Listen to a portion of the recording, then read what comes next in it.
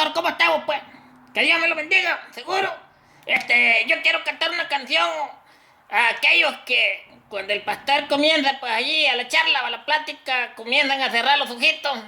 Entonces quiero cantarle esta canción, seguro. Ahí le va, pues. Uy, Didi.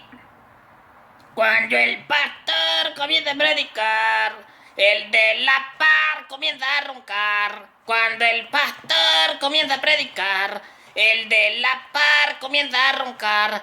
Dice que él no ronca, dice que él no duerme, dice que él viene siempre a meditar. Dice que él no ronca, dice que él no duerme, dice que él siempre viene a meditar, a meditar, a meditar. Pero yo lo escucho siempre roncar, a meditar. Pero yo lo escucho siempre roncar. Cuando el pastor comienza a predicar, el de la par comienza a roncar.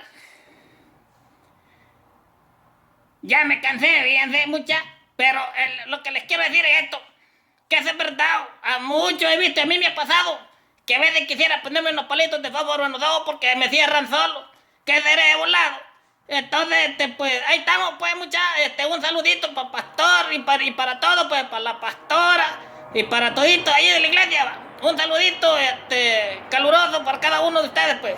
Y volado, esta canción es cierto. Y el que diga que no, pues, está así como dudoso, medio raro, ¿eh? Seguro. Va, pues ahí lo escuchamos, pues. Saludos, bendiciones a todos, pues. Ahí nos vemos.